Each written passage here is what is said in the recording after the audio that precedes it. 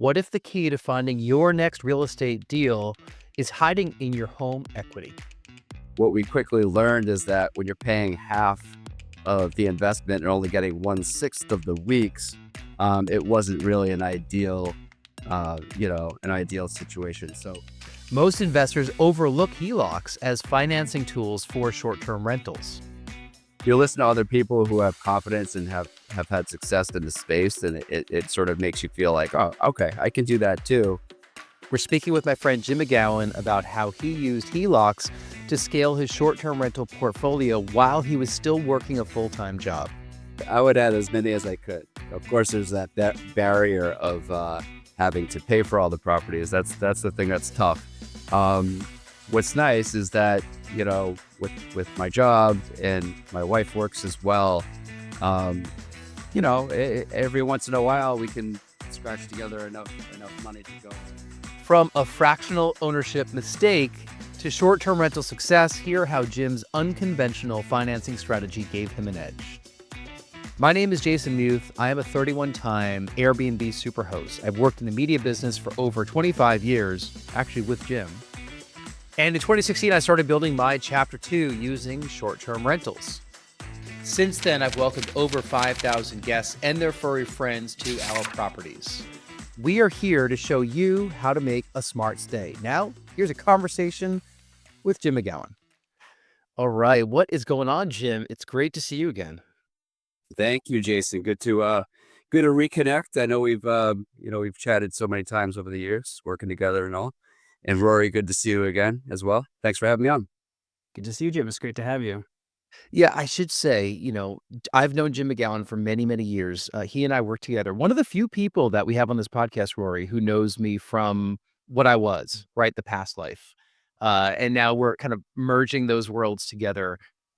We invited Jim on Smart Stay Show because Jim is a short-term rental operator. He has a couple properties in New Hampshire, and he actually did buy and sell one before he has the ones he has right now. And he's in the market for another one, it sounds like. So we want to hear that story. But we love focusing on individual investors like that because that's how, Rory, that's how you and I got started, with our first place in 2016.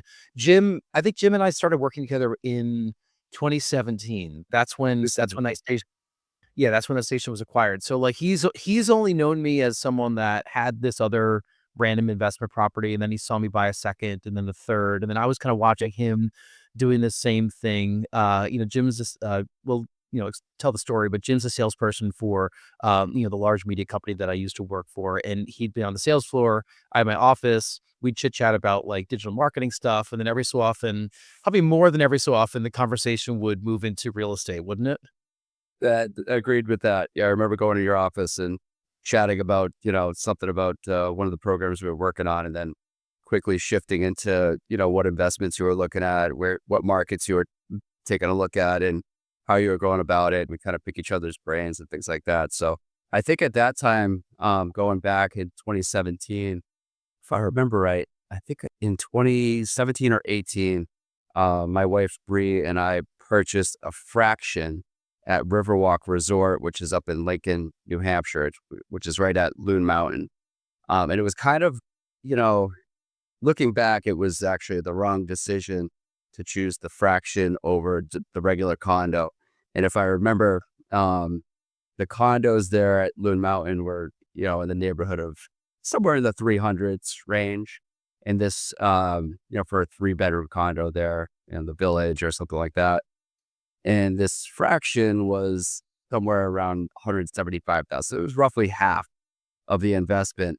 And basically, so we decided that we would go for this fraction instead of kind of dip our toes in, if you will, into the real estate investment world. We knew we could rent it out, when we weren't using it and things like that. But what we quickly learned is that when you're paying half of the investment and only getting 1/6 of the weeks, it wasn't really an ideal situation. So we quickly learned that we wanted to, kind of dial that back and go head first and get ourselves a property that we could have full control over. And Jim, I'm so happy that you came to that conclusion because when we first met and you were telling me about this, because I was telling you about our property in New Hampshire and you're telling me what you had with this fractional, like I'm listening and I'm happy that you're doing it, but like in the back of my mind, I'm like, man, like I wish he wouldn't do it this way. I wish he did it with like, condos, single family homes, like really kind of get into the real estate space. Cause Rory, this is similar to a large resort that makes their units that they own available in rental pools, but then they also sell some units out and then they volunteer to rent those out as well. But, guess which ones they're going to rent first, right? Yeah, I mean, if you hear what he's saying too, just looking into the numbers just a little bit, you can see where the numbers don't quite line up, and the potential and the resale value, they're just not the same as buying something that you can control outright. Right. So it was, I think we bought that place in 2018. Coming into 2020, this is prior to March when things kind of, went sideways on everybody. But it was probably around January that we said, all right, let's sell this thing and let's take that money and, see what we can get and take that money and really go and get ourselves a property, go with the other strategy, which was buying a property, owning it full time, making it our own, kind of branding it, putting it out there and using it whenever we can, having the full flexibility of, being able to use it anytime we want, and then having the flexibility to rent it anytime that we weren't using it. So, in our minds, we probably would use the place once a month or so, and that would be in the other 3 weeks out of the month. We'd be able to rent it and make some money. And as you're getting into it, you really don't know how much you're going to get. You might get, some projections from the real estate agent, things like that. So I mean, I can remember at that time, once we had sold it, I think we put that on the market to sell it in like January. It didn't sell until probably April. And the timing of that being in April 2020 was really important because um, I'm in 100% commission sales and selling advertising. And what happened in March and then April really just destroyed my business. I think in April 2020, my year over year pacing from 2019 to 2020 was at 12%, meaning that 88% of my business in a 100% commission sales role had gone away. So luckily someone finally bought our resale fraction at Riverwalk. We got about what we paid for. So let's say we got 175,000 put back in our bank account. I had pretty much no income coming in, but we still wanted to take that and follow through with our plan of buying a property in New Hampshire. We had gotten a little taste of renting it with the fraction thing. We had done some on our own. We created an Airbnb and Verbo profile. But now keep in mind when you have 1 week out of every 6, your availability calendar looks a little sparse. And then if you decide to use it on your own, you get 1 week every couple of months there. So, but we had a little taste of it. And I could tell you that I probably looked at my realtor app in the White Mountains, 5 or 6 times a day minimum, just waiting because what happened that year is things really started to heat up in that area, probably most areas. Pretty much anywhere that you could drive to from a major metro area that was a tourist destination became really hot. So I wish I had bought, a traditional condo or single family home back in 2018 when we did Riverwalk, because by the time our property came on in late summer that we had gone for, I think we had already missed out on a couple. By the time that we had gotten one, the prices had come up quite a bit. But we had the conviction to go for it, and this place came on in Bartlett, New Hampshire, and in the White Mountains. I think it came on, on a Tuesday afternoon. We called the guy directly, the listing agent, and I was up there. I probably left here in Situate, Massachusetts at about 5 a.m. and met him at about 9 a.m. And in my true salesperson negotiation, I told the listing agent, I don't care what it takes. I'm not letting this place go. I need it.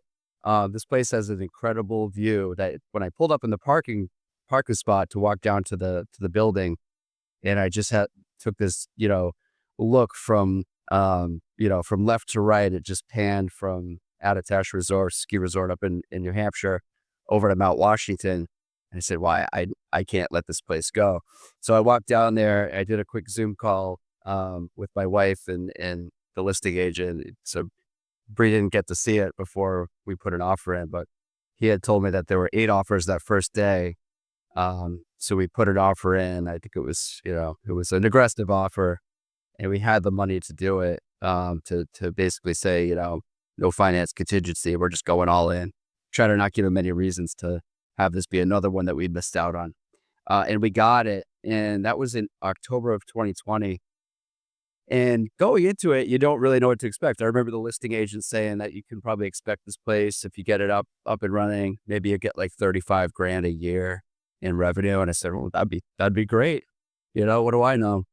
But that following year was actually, it was like a banner year. It was 2021. It was a banner year for, I guess, locally accessible, rental properties, because people weren't flying. Either they didn't fly or couldn't fly, I forget, but you could drive to places. And so we got things online and kind of we had a vision for what we wanted the place to look and feel like. And I think some of my background in marketing and advertising helped in that way, because kind of designed like a cool logo, wrote some good copy for the Airbnb listing, created, social pages for the place. We call the place Summit Vista.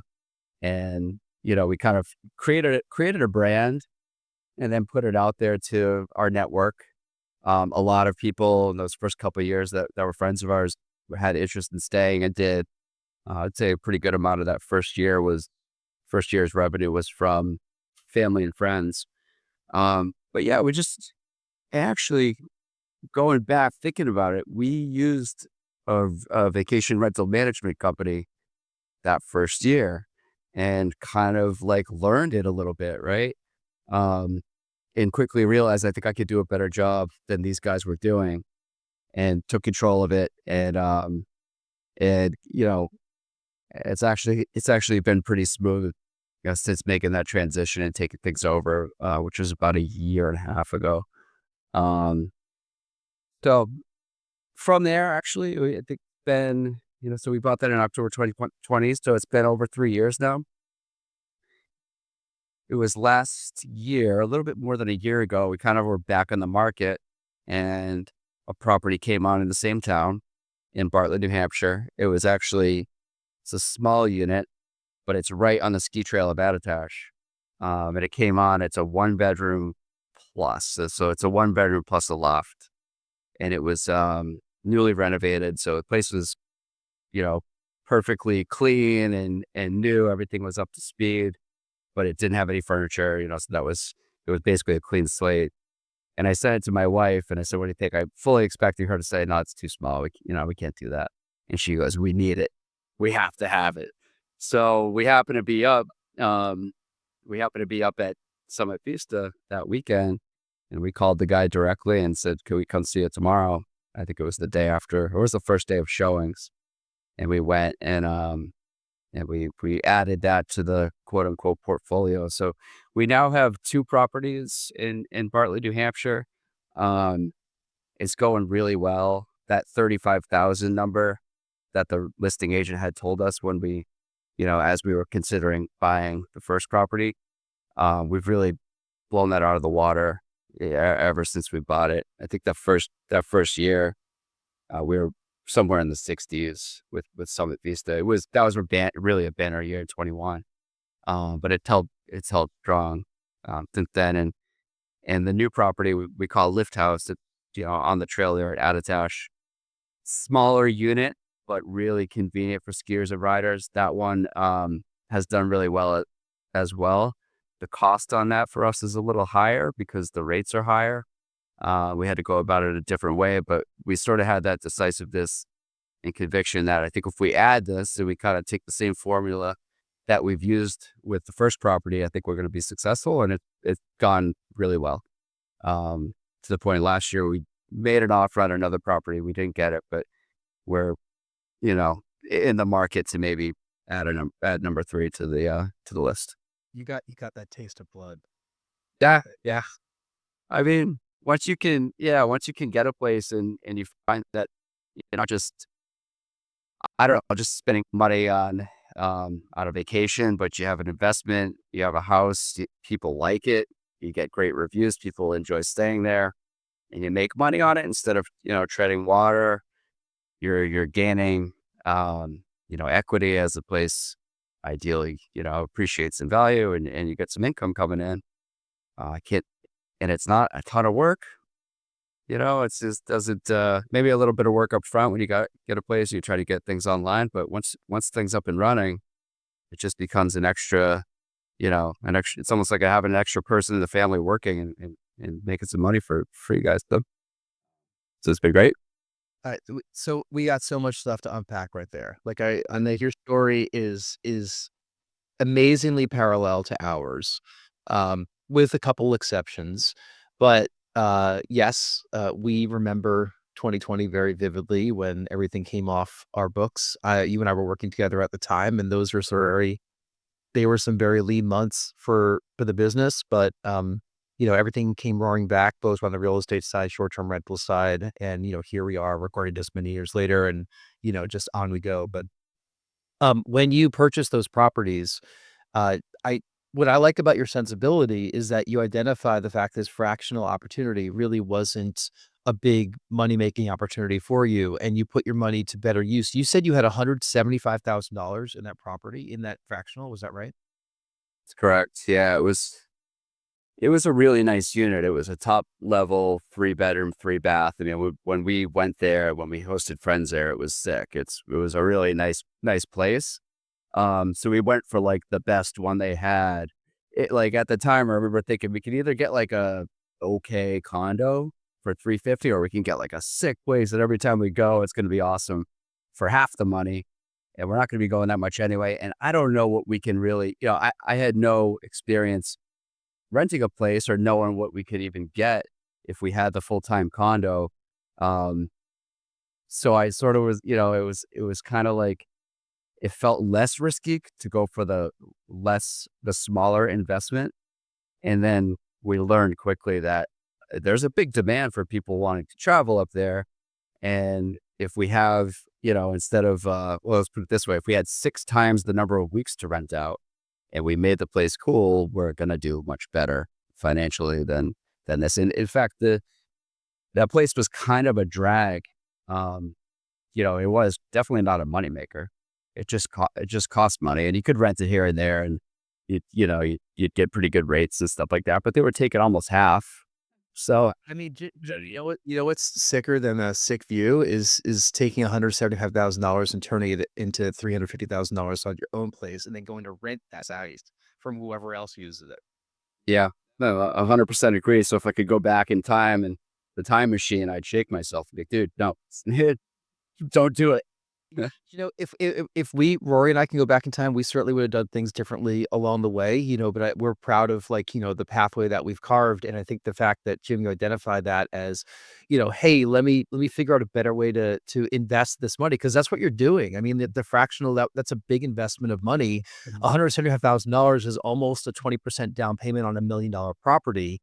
That appreciates to $1.2 million in a couple of years. You've doubled your money, just right there, just the money you put down. So you figure that out, which is good because you bought in Bartlett, in the place that you drove to, a 4-hour drive because you saw it hit the market. I'm now remembering, and I should have known this coming into this, but you and I have talked about this. So your unit in Bartlett is in the same complex as Mike Sodrin, who is the one that runs STR Secrets, which is the master, right? Yeah, yeah. Mike and Kristen were some of the first people that we met up there. So it's a small world. Um, I've listened to a lot of Mike's podcasts. In fact, like we got my wife and I got pretty into listening to those on our drives and stuff like that. And I found it to be really, really motivating, and kind of, we learned a lot just from listening to different guests that came on those podcasts. And I think we took that, and it definitely motivated us to get in the market for number 2. and then number three as well. I think you listen to other people who have confidence and have had success in the space, and it sort of makes you feel like, oh, okay, I can do that too. There's tons of information there, and I know you've done a lot of the different conferences and things like that, and you're part of that mastermind group, and so it's pretty cool. Small world. I remember you reaching out to me, telling me that you had signed up for the Miami conference, and I said, oh yeah, I know those guys, and I think at the time I didn't. I think I realized Mike had some Airbnb properties and stuff, but I didn't know he was the Airbnb guy until later. And then I started following him and listening to the podcast. But so much good information there.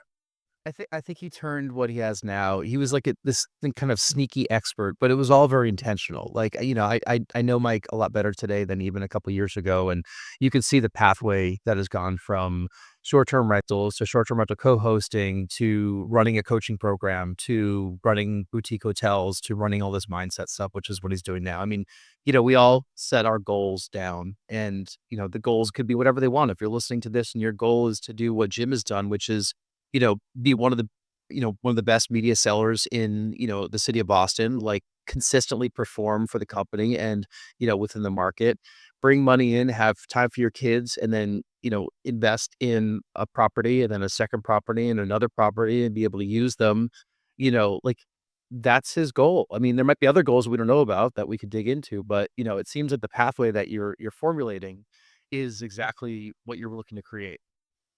Yeah, I think taking a step back, my wife and I are just really into skiing. We're into the outdoors. We like to go hiking.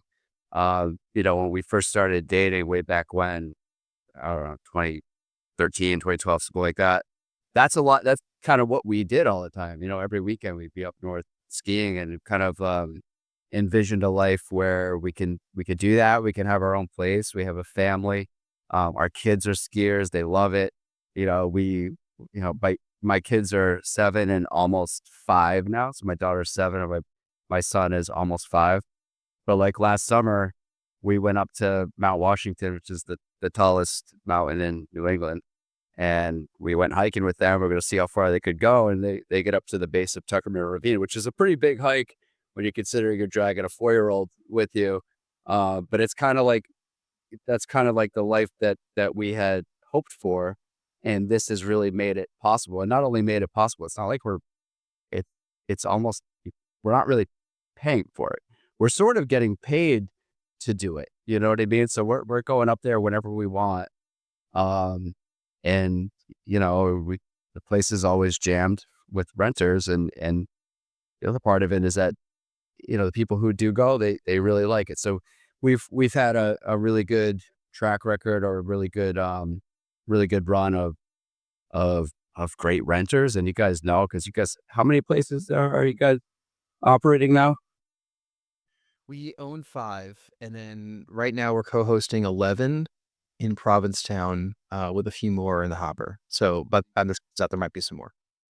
Awesome. So you guys are having conversations with guests all the time. So, if you got, 15, 16 different places that you're managing, and you're speaking with people all the time. So we have 2, and I'm having those conversations, with people, really probably daily, just about, especially during busier times, but I enjoy it. I actually really like it. So, to kind of take you through a little bit of like the process for me, I'm sure everybody has their own thing. And, I know a lot of people kind of lean into the automated stuff. With me, I just, with the 2 places, it's probably not necessary for me at this point.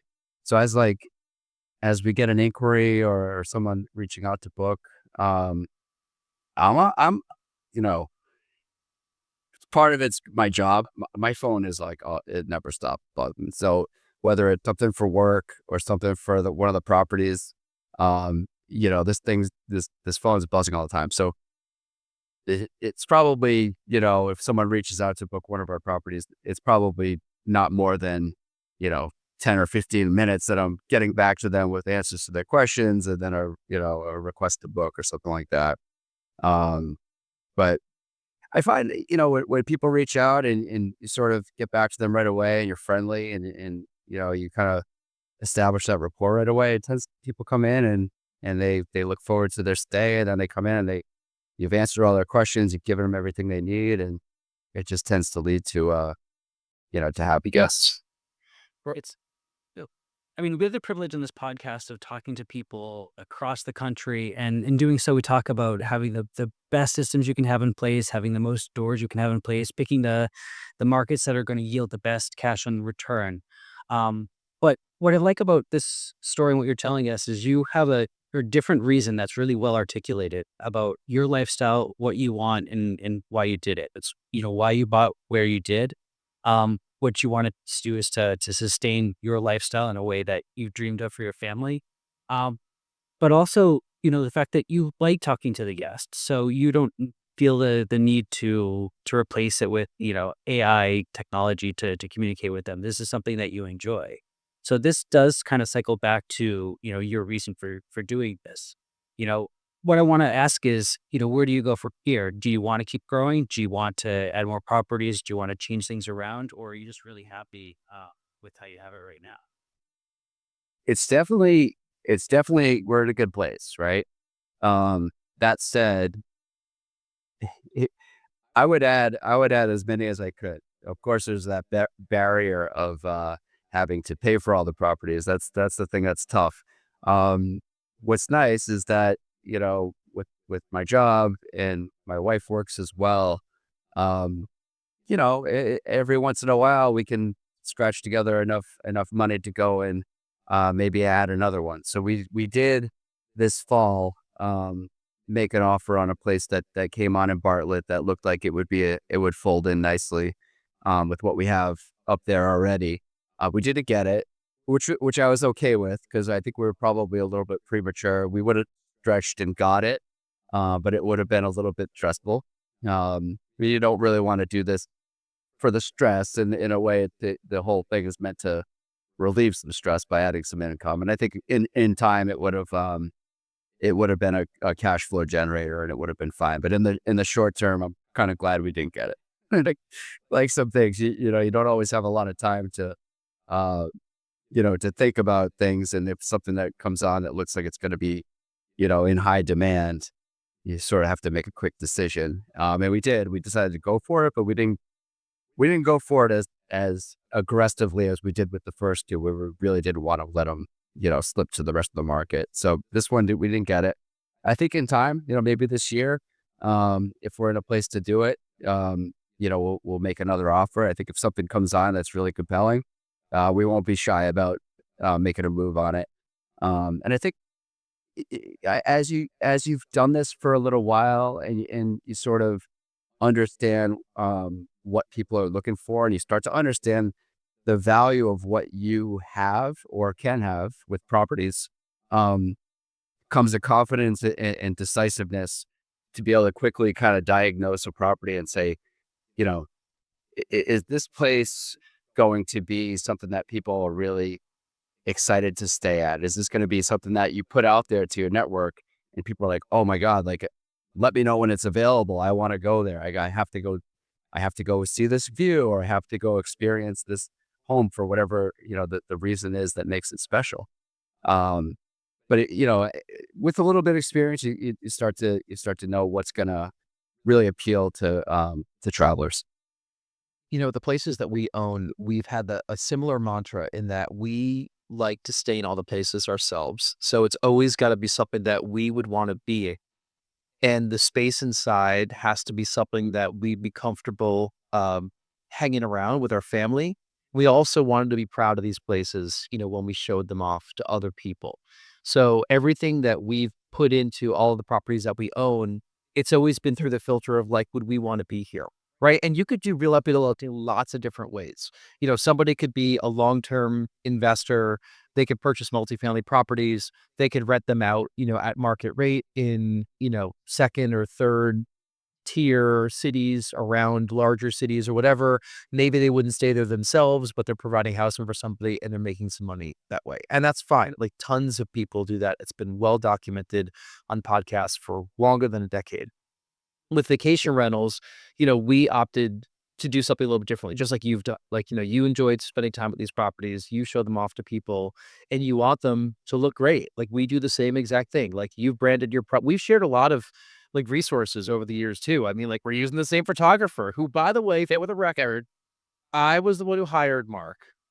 Mark hired me. So, and I picked him out of a stack of 90 resumes when he applied. So, he is great. And you and I have shared the pleasure of having him photograph our places with great staging and all the sensibility that he has. So I'm glad that I was able to help identify him, bring him in. Bowie. And now Brianne's always things look fantastic. The listings look amazing. Yeah. So, like, one of the great things and the lessons here is have great listing photos. I mean, that's why you're successful. That's why we're successful. It's one of the reasons why we're successful with the properties. But going back to, like, the types of properties that you're purchasing, um, I want to ask about friends and family because we like kind of showing that we have these properties, and we certainly have had friends and family staying at our properties. I What I don't like about renting to friends and family is I don't feel like I'm getting the right rate, and I don't wanna be super greedy, but and I do give friends discounts, but, like, man, I like getting market rate stuff from people that I don't know instead of, like, charging a little too much or market rate stuff to my friends. I don't know what your take is on that. Well, I like to your point, kind of showing off the properties and sharing it with friends and family. I want my friends and my family to go to Summit Vista and take in the view from the back, so they know. Like, I mean, I how many times have I posted on Facebook and Instagram to share photos from there and things like that. Like, I want people to be there. We always give a deal, right? I mean, you can't charge the same amount to someone you've never met as you do for, your friends or your family or anything like that. So obviously you're given a deal, but the way I see it, the way we do it, we give a deal, but we just say, yeah, just shoot me a Venmo. We'll block off the dates. We'll set all the instructions. So I guess a pro to it is that maybe you get the money in your bank account right away, and then you block it off, and it's so, bird in the hand. Those dates are going to be booked, right? And then the other part is just it's kind of nice for me. I think there's value in sharing it with some friends and giving them some recommendations while they're up in the area, and kind of having them have that somewhat shared experience of going up and uh, going for a weekend in a place that you love, and have them come back and kind of understanding it. And then also, talking to their friends about it. You're taking photos or videos while they're there and sharing that on social media where people see it and they say, "What is that place?" Like, I gotta see this place. It just all helps. So I never shy away from having, people close to me going and staying at the places. I think it's a nice benefit. It's a nice benefit to being an owner of one of these properties, to be able to share that with people. And I think people appreciate that they can get a little bit of a deal because they know you. And I think that's cool. It's a little bit of charity. It's a little bit of friendship. And yeah, I think it's a good thing at the end of the day. I think I was a little more generous back when I was working, for that same company and that W-2 income coming in. Granted, I was not 100% commission like you were. I was on the management side, but I was a little bit more open to that back when I knew I had that salary coming in. But now that this is how we make money and pay everything else, I might shave off a little bit of that discount percentage these days for friends and family. Um, but anyway, let me switch over to something else because one thing I'm super impressed about, Jim, is you sent a very detailed outline in advance of this Yes, it did. podcast. By the way, not everybody does that. Like, and like we do love all the guests we have on the show. Sometimes people come through booking agents where they send like one sheets and everything. But this not a ton of like, here's the outline of stuff we're going to cover on this show. And maybe it shows that way. I don't know. I do want to get to some of the stuff that you put down, like great tips for new hosts and your process and everything, because you spent some time putting this together. But let me ask about the financing part, like once again, because I want to score how you did this. You did this in a very similar manner to how we did everything. And I think how old are you, Jim? Like 45, 46, 44, 44. Okay. So like you're a few years younger than I am. you did this in a very similar pathway where you and I both used to live in South Boston. You moved south to Situate, had a family. We moved to Newburyport a number of years after you did, but the whole time we worked together, I lived in the city. We both did really well on the sale of our places in Southie, I'm guessing, because of that market. So you traded up. You traded up the right time. We kept trading up at the right time. And then you did what we did. You tapped into home equity to buy these properties. And you're not even shying away from talking about that. We don't shy away from it either. That is the fuel to our fire. So tell us about how that that HELOC process was able to get you into these properties. Right. So I to go back, yes. So Southie we sold in 2017, and that condo was sold for $865,000. I had bought it like 3 years earlier off my landlord who I was renting from, who told us, "Hey guys, sorry, I'm going to sell it. I think I can get 475 for it." I said, "I'll give you 500." I said, "I just don't want to move. I really like it here. I don't want to move. I'll tell you what, I'll buy it off you." And so we bought it for 500, and it was 3 years later. The market in Southie, as you know, went wild, and we were able to sell it in 2017 for 865. We took the 865 and we bought a new single family house in Situate for 839. So, we're able to buy a new big house for our family. But my wife was pregnant with my daughter Keely at the time, and we were able to, buy this beautiful house for less than the condo cost, which meant we had some extra money. So we made the mistake of using the extra money to buy at Riverwalk later that year, or maybe it was the next year, right around that time.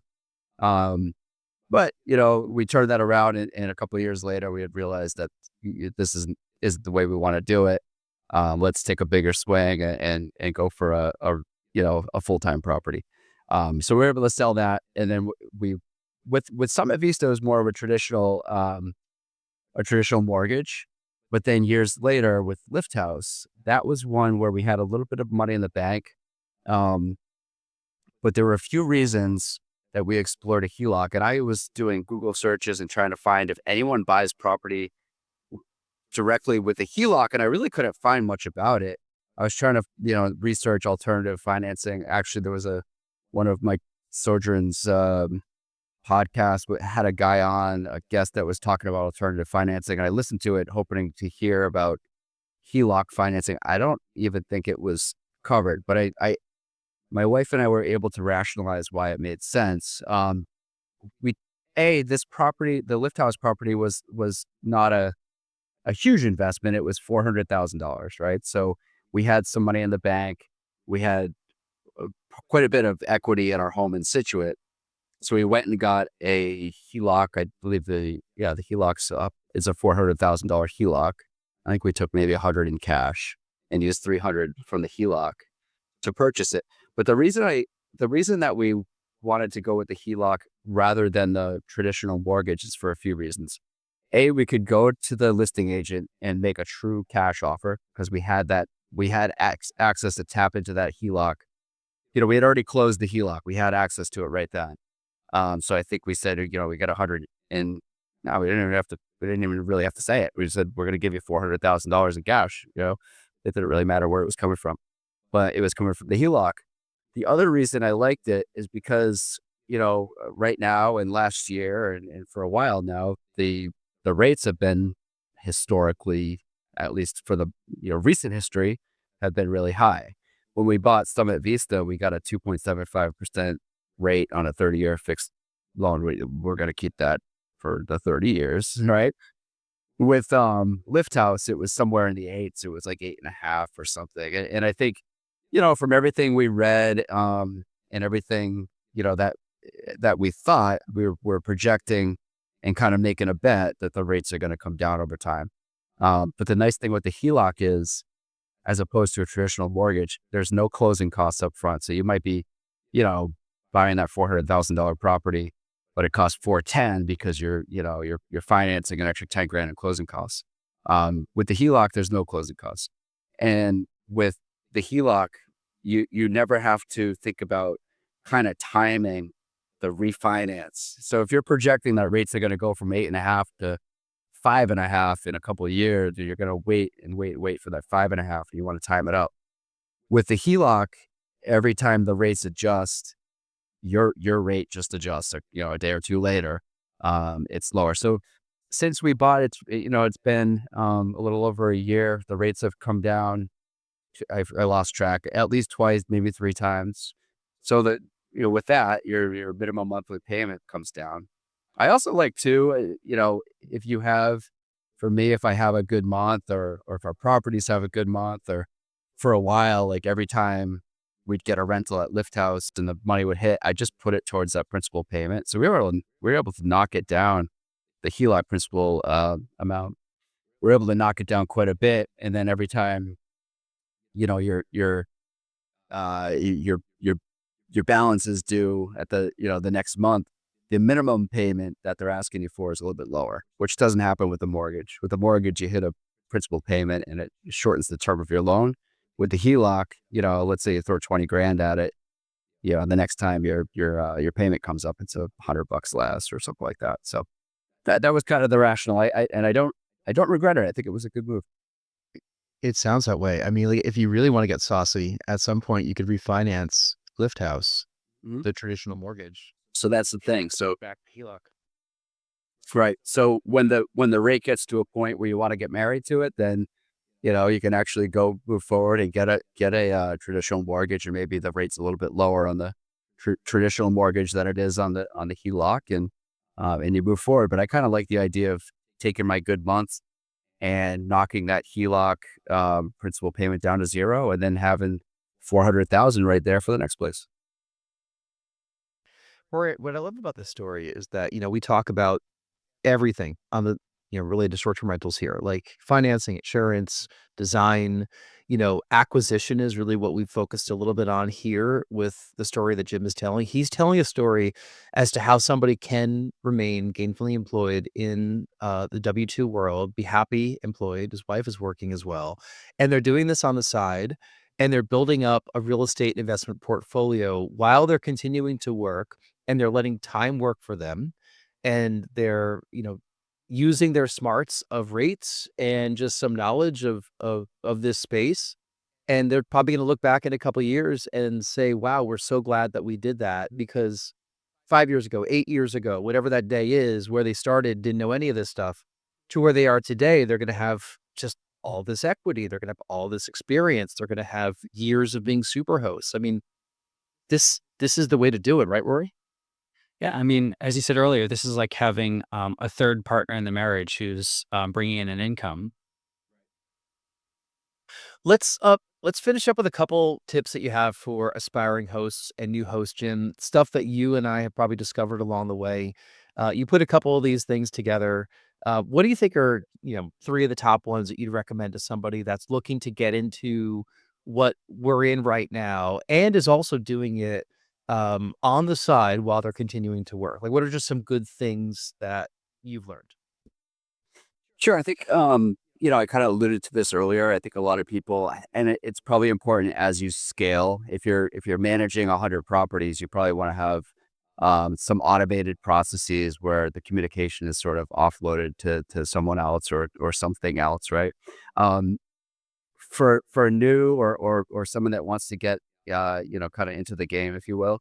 I think just being a human when it comes to, and being a good human, when it comes to communicating with guests and doing the right thing. Like, Jason, I know you're part of, it's like the New Hampshire Airbnb host community on Facebook, and sometimes people ask questions. I'm in that as well. So sometimes people ask questions, and it to me, like, the answer is so obvious. So it'll be like, hey, I saw one recently. Hey, should we tip our cleaner? And I'm like, well, where would you be if your cleaner decided that she didn't value you as a customer anymore, and one of the other homeowners that she works for added a couple new properties, and she's going to go with them instead? Now you're in a fire drill, right? You got it. Like, to me, these things are just so obvious. Like, you want to keep your cleaner happy. Of course you want to tip the cleaner. You want to make sure that, you know, that cleaner thinks of you as the best, owner that they're doing work for. And I think some things like that, like I see it's come up before, like, hey, I have a guest, they're outside of the cancellation window, but they want to cancel. You know what? Just let them cancel. Cause what do you want to do? Like hold them to it and make them pay if they can't go, or God forbid you got an unruly, unhappy guest in your home. Like just let them out of it and you do the right thing, and hopefully, um, hopefully it rebooks. You got a couple more days, maybe someone's going to come in, and if not, it's not the end of the world. But I think just little things like that. Like I would just always lean towards just doing the right thing, because it's gonna come back, and you're gonna be regarded as a host that people want to do business with, that people want to come back to. So I think that's a big piece. As far as like just kind of different little tips and things we've learned. The platforms Airbnb and Verbo, they really push instant book. I don't know where you guys stand on that, whether you do instant book for your properties. What I found is that We do. We do. you do instant book. So here's what I found with instant book. So some of the so it's been over 3 years that we've been with Summit Vista, now over a year with Lift House. And probably about I have to say it was probably early last summer. We turned instant book off after one particular guest who booked, and then I always then within a few minutes, thanks so much for booking our property. We're really excited to host you. I have basically like what's essentially like a radio one sheet of all my favorite recommendations and things just on one page. Here's our favorite activities. Here's our favorite restaurant. Here's the places essentially I want my guests to go, because I know they're going to have a good weekend if they do this stuff, right? I send that along. 9 times out of 10, people are like, super excited. Obviously they just booked it. We're super excited to come up. Thanks for reaching out. We'll get in touch as we get closer. What I found with some of the people that did instant book who never, like, I always thought it was kind of fishy. Like they'd book it, you'd send these nice messages, no response at all. And I would think, all right, I guess they don't want to talk. Those tended to often be the person that, the guest that my cleaner would come in and be like, who were those people? Don't rent to them again. And one guy that bought a fire pit and had a fire on my back deck at Summit Vista, could have burned the house down, and then left the logs on the counter. So it was after that story, I said, I'm going to turn this off, because I want to get a good feel from people. I want someone to reach out, and it kind of flipped for me. I think it flips the dynamic when someone has to reach out and request to book at your place, rather than sort of the other way around, where they sort of feel entitled, like I booked it, it's mine, So, I- you know, I recommend people, when I speak to people, that they just turn that off. But you guys may be having a different experience. That's it's an interesting take. I never really thought about it that way. We do have a booking message on. Like there is a way that you can turn on, must have a good track record and a photo. So we do turn those on. Uh, and then we also send a booking message to everybody if they're going to instant book, and it says, hey, thanks for booking. 3 quick questions. I believe the questions are, what brings you to the area? Who are you traveling with? We don't need to know their names. And do you have any questions for us? And we do that in the same spirit that you're doing, which is we want to get the people talking. We want to get them to say something, so we could at least begin a dialogue and some rapport. I will admit there are plenty of people that have done instant booking with us where you hear nothing. Like you don't get anything from them. They just book it. And then you're sending your messages. We're sending our thank you for booking message. We're sending our welcome message. You don't hear anything back. And then a lot of times actually we'll hear from somebody after they receive their message for the check-in instructions, and they'll ask, how to access the property. And I can't quite put the 2 and 2 together. It could be a language thing, or it could be a technology thing, or it could be they're just not getting the messages for whatever reason. But on my side, we're sending everything out, which is kind of strange. I'm like, "Are you not getting what we're sending out? Or are you not reading it?" But, hey, one thing I learned in sales for so many years, Jim, is like, you like salespeople like yourself, you gotta tell you something 10 times. sometimes before it really hits the brain. And the same thing with me sometimes. We have to tell our guests the same thing over and over and over, for them to maybe hear that, and try not to be too pushy. But these folks are coming in, hopefully not burning places down, but they're coming in for 2 night, 3 night, 5 night. They don't know the way our properties tick, so like we're all about repetition. But with that said, with instant book, yeah, it's that's an interesting take. That hasn't come up yet. I would just say that ever since I made that switch, I just find that it just flips the dynamic where I feel like the guest, when they have to request it and they think that as the host, we might say no. They're sort of like, hey, I'm coming up. Here's what I'm doing. Here's who I'm coming with. The place looks beautiful. I really hope, we're able to stay there. And then you could say, yeah, we'd love to have you. Yeah. I just went ahead and approved the request. Here are some of our favorite places. Can't wait to have you. If you have any specific questions, just let us know. But touch base as we get closer to check-in. That's just something that I've found. I think as far as just some other just tips, as people, if you're, if someone out there is listening, if you're looking for a property, there are certain things there's a certain criteria that we sort of, that my wife and I kind of put it through this filter before we say we're going to go all in on a place. And I think here's what it is. It's, what is this property really good at it? And can this property be the best at something? Like there's so many places out there. And I mean, I'm still looking all the time, and places come on the market all the time. And there's a lot of places that are okay. They're good, and the higher the price point, the better that place is going to be. But if you're looking for a place that's like reasonably priced, you have to ask yourself, like, is this place going to how is this place going to stand out? Because there's so many options out there, where people can choose to stay, right? Like in Bartlett, there's hundreds of units. So when someone goes to look, we might be competing with 100 other units that are still available for whatever it is, February school vacation, ski week, right? So what is going to make that person choose yours over everything else? And we all know, like, the earlier someone books your place, the higher the rates are. The rates tend to come down as you get closer to check-in, right? So maybe not everyone knows that, but you want to kind of win. You want to beat your competition earlier. So you have to be really good at something. So with Summit Vista, when I pulled up in that parking spot and I looked out, I said, this is the best view I've ever seen. And I can look across the valley, and there are massive mansions, and we have binoculars. You could see them. And those places are amazing. And I'm sure they have 5 and 6 bedrooms, and they're really nice, and they're much, much bigger than our 3-bedroom condo and everything like that. But guess what? Our view's better. And I can say, confidently that Summit Vista has the best view in New Hampshire.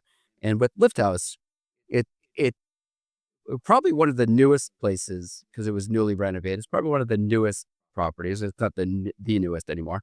Uh, but it is the closest to the ski trail. I can say this is, if you're booking Lift House, you will not find another place. You'll find bigger places. You'll find, huge, ski on, ski off houses that are further up the trail. But nothing will be as close as Lift House. This is the true, ski in, ski out property, and it's the newest ski in, ski out property at this mountain. So if you want that, we kind of, I feel like we own that space. So I think, so many times you can find, oh, the price point is right, but what is going to make that person who's, choosing between 100 different places choose yours over everything else? That's kind of how we try to figure out which ones are worth, because you only have so many bullets in the chamber, if you will. And for us, we've had 2 so far.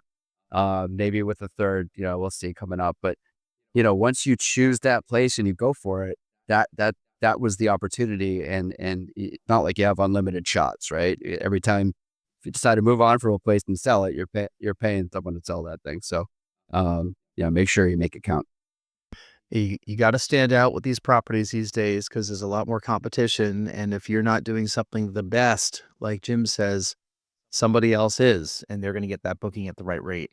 We're going to put links to both Lift House and Summit Vista in the show notes here. So we'll make sure that if people want to book those properties, they could do it.